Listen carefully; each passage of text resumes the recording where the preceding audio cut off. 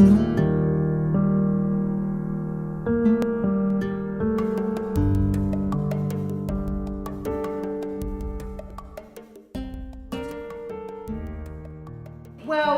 the reason I, want to share is I feel like if you're going to find a boarding house, you've got to sort of like definitely have a look first, because like I've gone into some of them blindly, because of my lifestyle situation, being a homeless person and that, not having a car, and then realise, oh no, I've gone to the wrong sort of place.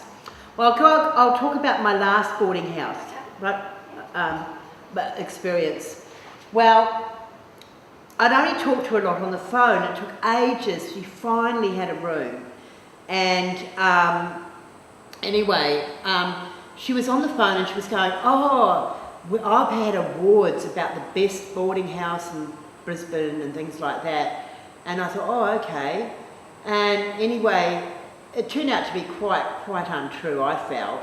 Probably not the worst boarding house, but I went there and I already paid a bond without actually going to the place, because she had another place, and I paid a bond, and out of my own money actually. And anyway, I went there, and one of the first things I realised is it's a really small room, and also, which I think is a known factor, it's always 80% men, say 10-20% women, which just doesn't help really. And anyway, another thing that was terrible about it is had terrible bed bugs, really shocking. You could see the mattress was absolutely filthy. It seemed okay in some ways, but I mainly kept to myself, and I had a girlfriend coming over called Lynette quite a bit. But I had paid, but I was paying $175 a week, and it definitely, in my thoughts, wasn't worth that. I think she was really pushing it.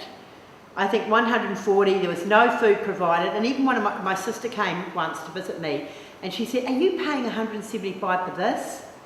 Anyway, what happened was she just shouldn't like centre pay, so that didn't help.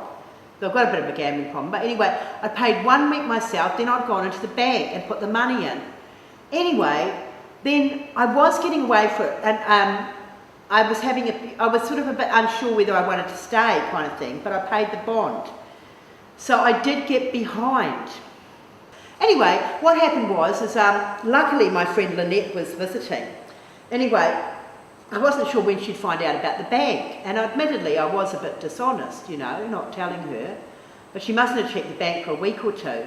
Anyway, me and Lynette were in the room, and all of a sudden it was bang, bang, bang at the door, and I'm like, oh shit. And then I thought, oh, okay, I'll open up the door. I should have pretended I wasn't there, looking back now. And she stood at the doorway and she said, I'm giving you 2 days notice to get out, or something like that. And I said, look, can we please talk about it? And I went out, probably just because it was getting hot and it was spur of the moment. I thought she'd at least listen to me, because I probably could have got the rent money off somebody, you know what I mean? Or even, someone, but she was just screaming. And I said, I know I lied to you, I said, about putting money in the bank. I said, but can't we just, and she just wouldn't talk about it. And in fact, I had some keys. This is unbelievable.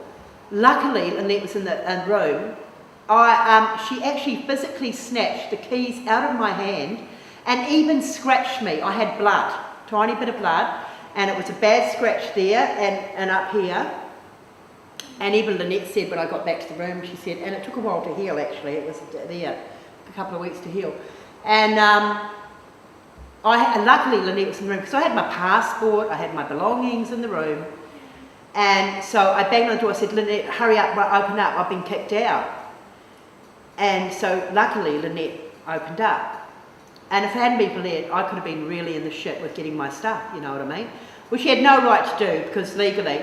But because I went after her to talk about, because I thought, look, we could talk this out, because my parents were landlords, they owned houses, but they were never like that.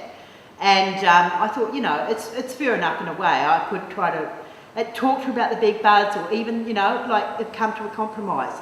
I certainly at that time didn't want to end up on the street.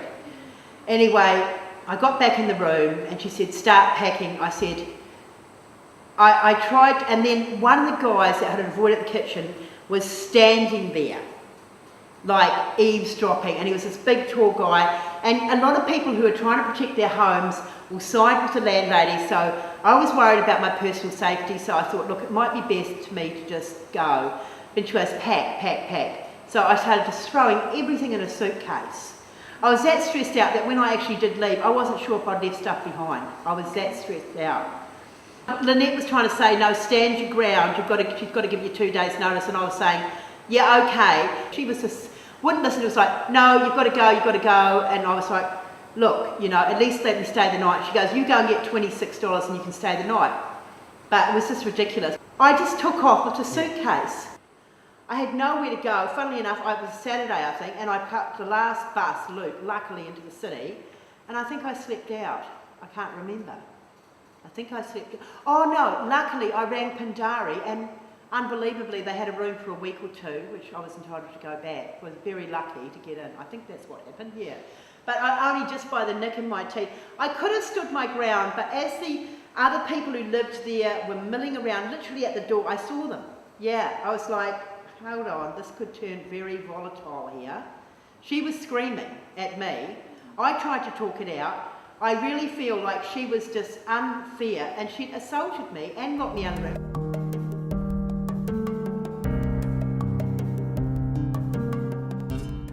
Well, these guys were helpful, but I was just a little bit too late. Because of my homeless lifestyle, no car, made the appointments hot, you know, she got her greedy hands on the bond, and by that time it was too late, unless I'd gone to the courts and all that. Oh, they've been quite helpful. They found out another time that a lady hadn't been lodging the bonds, and, you know, I tried to make a complaint about that, and I never knew what happened. And that's another thing. The lady, the one I've been talking about, she never gave me receipts or anything. She didn't. Yeah. She never really got me a proper one for the bond even. And she lied to me, because I said, look, because I had heard for the grapevine that she was a bit of a rip-off, but I said, you wouldn't just throw me out in the street, would you? I said to that her before it happened. And she goes, oh no, I don't do that, she said. Look, I'm sure, you know, I'm sure that there's some good boarding houses, but, you know, I definitely think that really, you know, I don't think boarding houses, you know, with men and women are that good really, because you always get some crackpot there. I've heard of lots of other stories through other people, and like, you know, you can always get this kind of person that might be violent or nasty. There's always one in a boarding house, and I'm not the only person that's experienced this. On a positive note, you know, I mean, people have to have a roof over their head, don't they?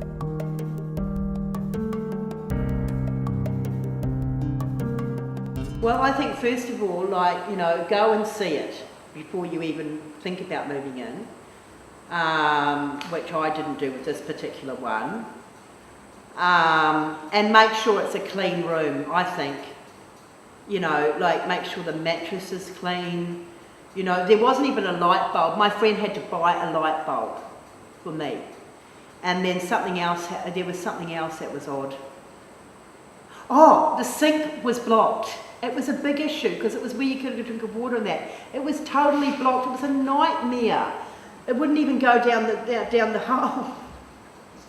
When you go to a boarding house, make sure you have a good look, because otherwise you might not like it and you might be running out the door.